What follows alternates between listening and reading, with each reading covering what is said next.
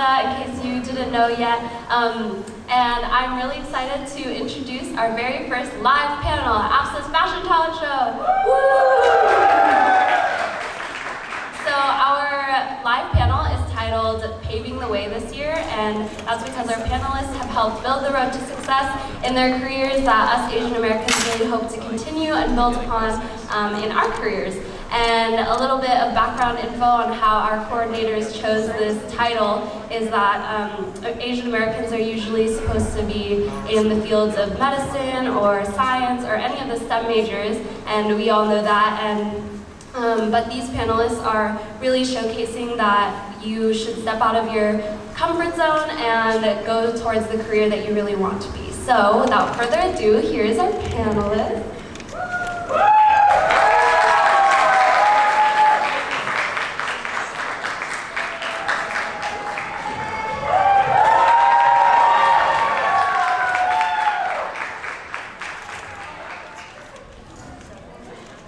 Okay, so really quickly before we get to our questions and everything, we're just gonna go down the line and introduce ourselves with our name, age, and where you're from. Yeah, wait, not age, name and where you're from. So sorry. Hi everyone, Michael, and food Michael. I am from OC. So thank you everyone for coming. Hi, my name is Evie and I'm from OC as well. Hey guys, thanks for coming. I'm Mike Bowe and I'm from Queens, New York. I'm Jennifer Lay and I'm from San Diego. I'm Taylor Chan and I'm from Los Angeles. Thank you. Excited. Okay, awesome, thank you. And we're gonna get to the questions, but before I ask them the questions that we already have, I just wanted to let you know that throughout this, you can send in questions on Twitter using the hashtag FTS Panel 2018. So again, you can send in any audience questions using the hashtag FTS Panel 2018. And then I'll get to those after these questions.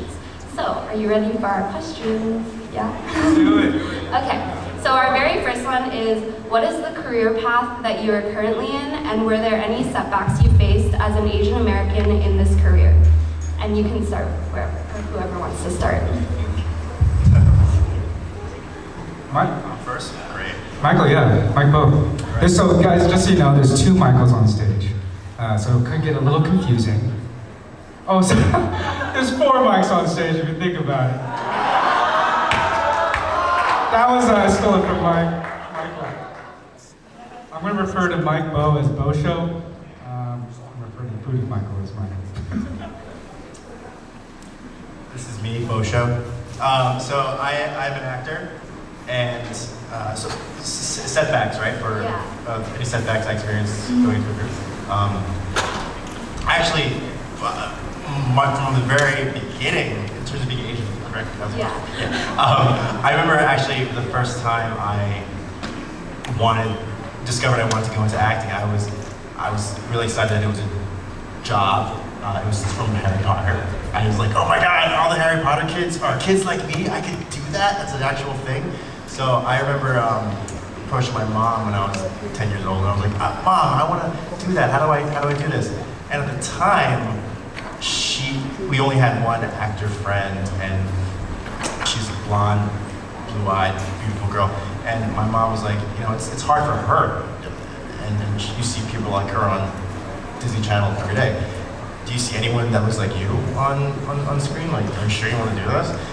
And I don't know if it was a mixture of stupidity or stubbornness, but I was just like, yeah, I still want to do it. So she was like, go on, prove yourself then. So that was like the first, I think from the very beginning, I experienced that, oh, it's gonna be harder, there's gonna be a journey here. Yeah, I think just like setbacks as Asian Americans, it always comes down to just what we are expected to do in society. I think you guys might relate to this, like there's definitely a certain set of roles that society sees us in, and entertainer, actor, blogger, anything in the creative field is actually not the norm, right? So just having that at the back of your head is always kind of it's just discouraging a little bit. So it's always it's an extra wall that you have to kind of overcome. I think that's something that unites all of us in some sense. Jen, do you care to expand on that? What was the question? What do you do?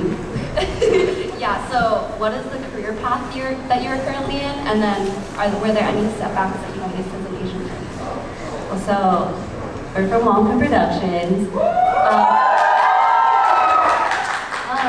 My role is a little bit different because their stuff is more production-based, but I work with social media and graphic design, so it's with the field of art and design.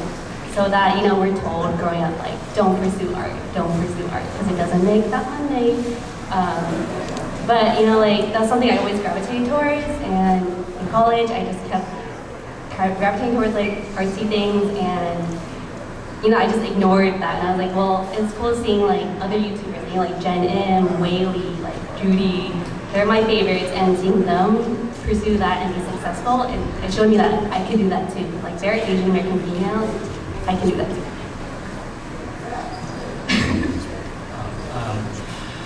As far as setbacks, for me, I guess you could call me a food blogger, food personality, whatever, but there's definitely a setback in terms of there's a huge stigma about how it's usually Asians are foodies, and it's true, is that or not, I don't really pay attention to it because at the end of the day, like, these people don't pay the bills, so I don't really fucking care what they think. But, I just kind of, throughout the 4 years I've been doing this, like, I don't really care what people think. I'm just like, I'm just doing me, trying to make my money, and, you man, I'm just trying to live my life. So, compared to everyone else, I don't actually work in entertainment. I actually own a business, and I own Iceland Gelato. It's a dessert shop in OC. And setbacks I face being an Asian American. Technically, I'm not Asian American, so I was born in Germany. So, not really American, like maybe like 30%. But going out, obviously, you're young and you don't look like someone from Italy, so everyone's like thinking, why are you doing this? Why do you want to do this? Who are you to want to do this? And I was a 20-year-old when I started my business, so there's definitely some hardships that you face being young, and also not being the same as, not looking Italian, not looking really European, but yeah, you just work with it. Awesome, thank you. The next question is, what advice do you have for Asian Americans in college pursuing a career that might not be the typical standard? Or if you want to look at the question a different way, you could say, what advice would you give to your college self that was maybe a little too scared to take that step? Let's start us off, Mike. It's a great question. Just do it. Just do it. I think, this isn't even career-wise, it's everything, but yeah, obviously career-wise. Start trying it out and don't be afraid to make the mistakes, first of all, because I think, I don't know if it's an Asian thing, but we wanted to, I feel like sometimes we reserve, like we want to be perfect before we present it, but a lot of times that just thinking too much that way can make you stop making a decision at all. And I know that was the case for me. Like I would have started my YouTube channel a lot earlier than I did. I started that towards the end of college. I would have started that way earlier. And putting yourself out there, because as soon as you start accruing the skills that you need to become where that perfect product that you envision you want it to be. So like start as soon as you can, but also start and do things smart. So learn from your mistakes for sure, because you'll make them. I think just start, try things out. So I don't know about you guys, but UC Irvine is a research institution, so all of my friends were bio majors. And it was hard when I was the one who was interested in art and design. So I would say don't compare yourself to others because they're on their own path, they're figuring out their own thing. I was undecided for actually the first 2 years, and I found my experience to be more through experience outside, like in internships and whatnot. I actually got my internship at Kung Fu my 3rd year of college, and that just happened upon me. So I stumbled upon the media industry, and I was like, this is what I want to do. You know, so I would say like, yeah, don't worry about other people and get involved. Like join boards. That's how you get experience. So, yeah. Yeah, those are all really great points. Are any of you guys out there interested in the creative field or entertainment industry? Well, I think all this advice kind of applies to anyone, whatever industry or career you're chasing. But like, yeah, I'm sure if you guys are seniors, you guys have the same mentality of just like what's next, or like you don't know what you're going to do, what the first steps are going to be. And I think that's very much the case, especially I guess if you're in the entertainment field. Like, it's not like a set path for you as like another major or another career, right? And so there's a lot of different directions you can take it. And I think one thing you should always have in mind is that you have to be patient. You know, like it's easy to get discouraged very early on, but you have to understand that it takes time. And you got to, with the willingness to learn and dedication to your craft and perseverance, you will succeed. And I think if you surround yourself by supportive people like we have at this table, this is really great. It's even easier. That's what I tell myself. It's like be patient, be open-minded, and find a good community.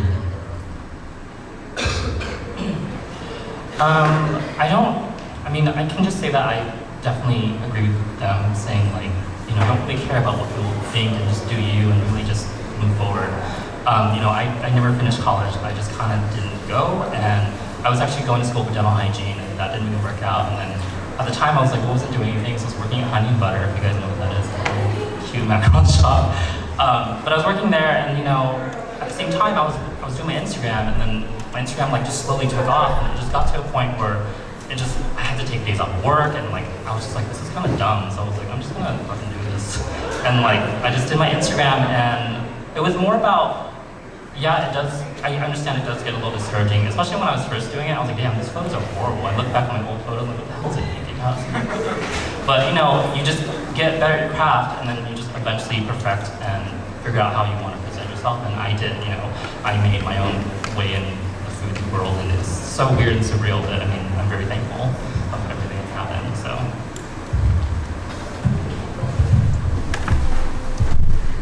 So I actually ended up going to UCI as well, but for me, college was just kind of a stepping stone, and I never really enjoyed college. I never did the sorority or anything. I went in and then I found an internship, and then I worked right away.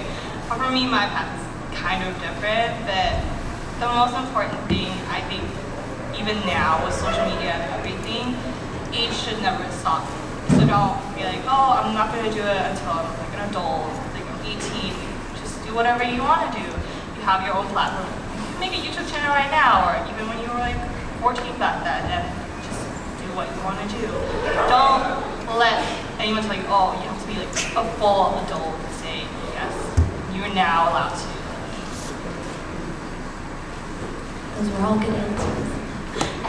For a hard question. Also, if you're looking for a community to join, you should join APSA. Nice segue. Okay, and the last question that we have for you is, what is your inspiration for doing what you do? Nice light question. I'm a huge nerd. Anybody excited for Avengers? Yeah, I got those tickets. What's Avengers? What is that? Oh, let me introduce you. Thank you for that, actually, because I found really early on, besides my passion of watching like a movie like The Avengers for the first time, is the next best thing. Say I watched it already, is to watch it with someone who hasn't watched it yet. That's like, so I just like getting people hyped up and really like into like these fun movies or TV TV shows, right? So I'm a huge nerd in that way, and you know, since that beginning story I alluded to, like Harry Potter, like getting into something like that and being a part of making something like that, that can actually, you know, create this like magic in a way for people, and this hype for these stories and these characters. That's just something that's like a huge magic trick that we can create for people that I found I really loved to do. So that's why I do it.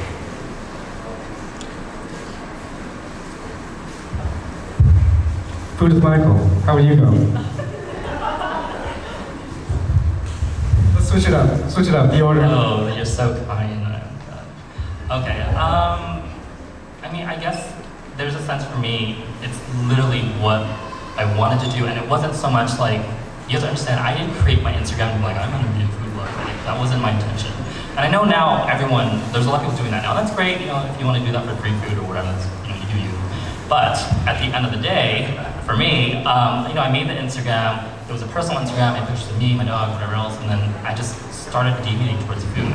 And it was just honestly second nature, and you know, I was doing my thing, and you know, ever since then, it's obviously blossomed and it's grown to what it is now. And I think just it's something that I get to do, and I get to do on my own time, wake up, and you know, I don't really answer anybody. I think that's probably the most rewarding thing, and I feel like that's probably the most dull answer, but that is honestly the thing that I love, that I can wake up and say, you know what, I'm taking a week off, I'm gonna go to fucking Tokyo, because that's where I wanna go.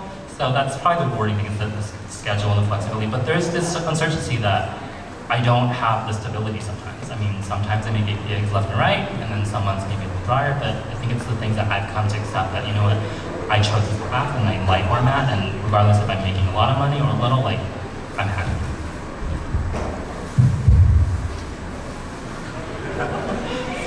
What? Okay. What actually inspired me to do what I do? I know it's very cliche, but it was my parents. My parents own businesses in Germany while we were there, so they're my biggest inspiration on what I do. I've seen them work hard. Like, even now, they still help me out at the store, so they've always been there for me. So that's my biggest inspiration.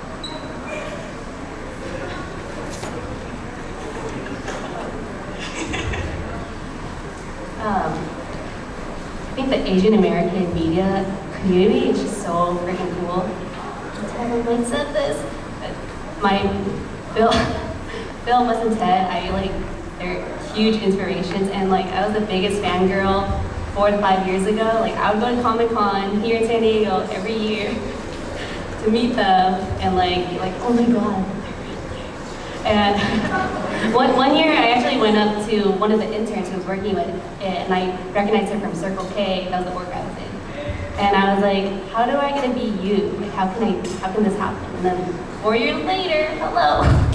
But it's cool, like now that these people I looked up to for so long, like I get to be in the office with them, see them work, and like do their things, and be pioneers in the Asian American community, and that's freaking cool.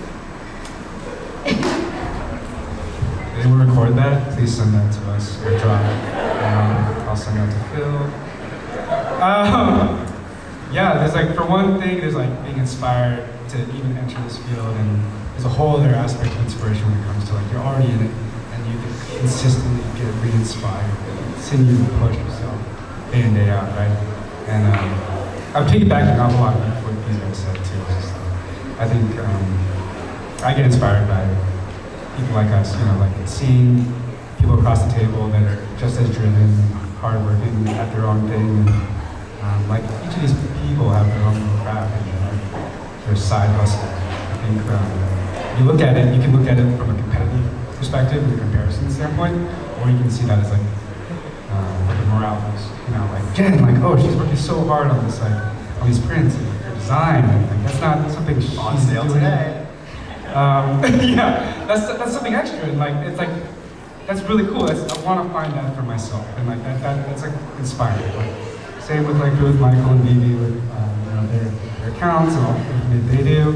It's super awesome to see the following that they've curated and the work that they've created. Michael too. this stuff. It's always awesome to see him hustling and helping.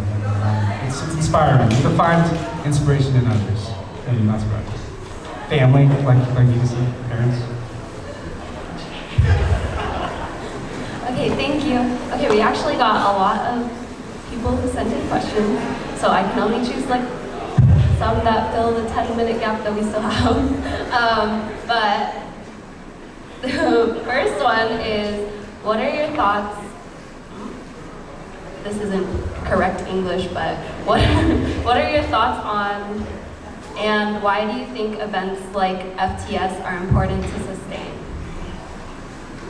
Lightning round, go! Wait, I'm sorry. Can you repeat that again? Yeah, so what are your thoughts on, or why do you think events like our fashion talent show are important to sustain? I think I was actually telling Mike this when we actually first met. I was telling him that I really hope he makes it, but it's just there's a lack of Asian Americans in media. So stuff like this, anything that I feel like even the little things help, even if it gets us even here and there. I think every little push helps. That to me is important. That's why I always strive to like push, even though like I'm in a different genre than they are. I try to push myself. Anything food related, I put my hand on everything. Like I'm just like wondering what's gonna stick, and hopefully it just like blows up. So It's just, I think it's just great to celebrate talent. I think we don't do that enough. And just to have an event that celebrates it and to bring people together to showcase that talent is really rewarding. And to have people, and to bring like people like us, I guess, to the event as well. It's kind of like, it's just like a mecca of this Asian identity and fostering passions and creativity, which just leads to more progress. So I think that's fantastic. Okay, should I do another one? Or, okay, so this one is a question for Phoebe, or whoever applies, but it says question for Phoebe. As an Asian woman, when navigating the business world, did you run into any struggles? If so, how did you overcome them?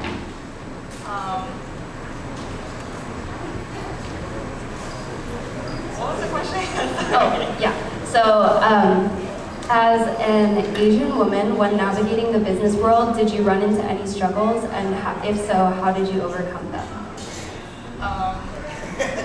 Actually, being a woman is just, that's like the first part that's hard already. Usually, like, people in business, they're like older men, they look at you, they don't really take you seriously because you're like a little kid. And you're a little girl too, when you're Asian, you have those genes, so you look like, you might be 40 and you look 20. So, no one can take you really seriously, but what you just have to do really is just to persevere. You just have to push yourself and put your foot down. Say, I want this and I want this now, and I have the means to do this, so I'm going to do it. If you're not going to help me, then that's fine, I will go somewhere else. You just have to be confident in yourself, and that's the first part of having something that one day might be extremely successful. Let me look for a nice, fun, light one.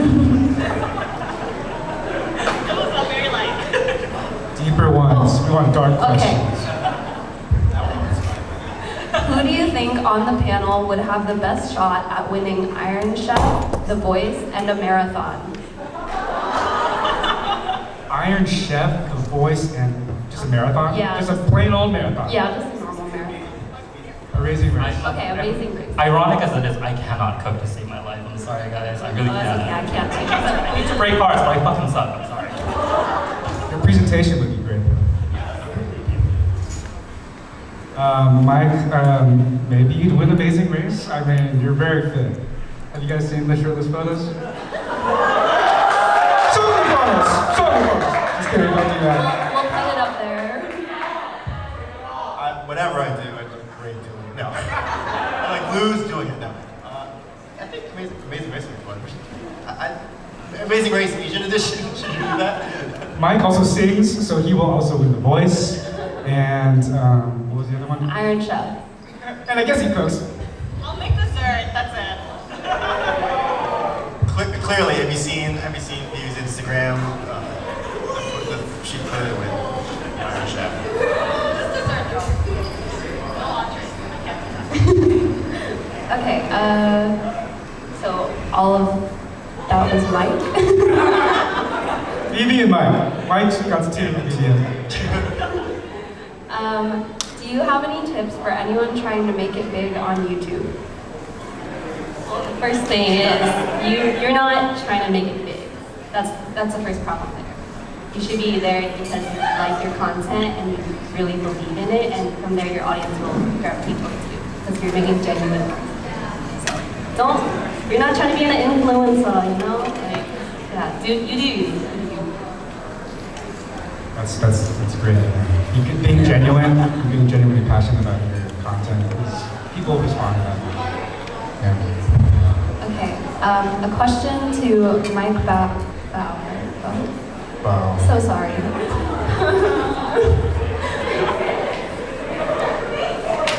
Okay. Vegan? Is it vegan? It's vegan, yeah. Slow, say, this is her house. Okay. It's okay. I used to call it Asian Pacific Student Alliance, Asian Pacific Student Association for like the longest time. So, okay. From a bowl of oatmeal to a bar of rice, crispy. How thick are you? How thick am I? Right? Okay, I actually learned this. Have you guys heard this term? Like thick? In what context? With Like, two oh, C's, he's thick. how many C's? Or she thick? Wait, it's obviously the equal sense, right? Alright, so what was the scale again from the thickness? From a bowl of oatmeal to a bar of Rice Krispies. A bar of Rice Krispies. Look at how many phones are. I know, shoot. I would say I'm a Rice Krispie with chocolate and marshmallows. Homemade, not none of that packaged stuff. Homemade. It's like it's cooked and hot.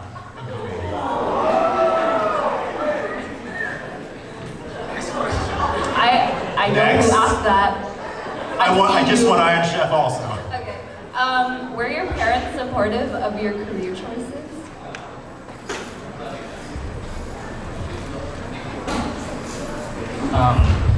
People actually ask me this a lot, and they actually don't know what I do. They just think like I live with my parents, so I just literally wake up and then I get ready and then I like leave this briefcase and like I just like come back home like at 5 and they're like, oh, how's work? I'm like, it's great. So they really don't know, but you know, I'm doing fine, so I think they'll be happy with that.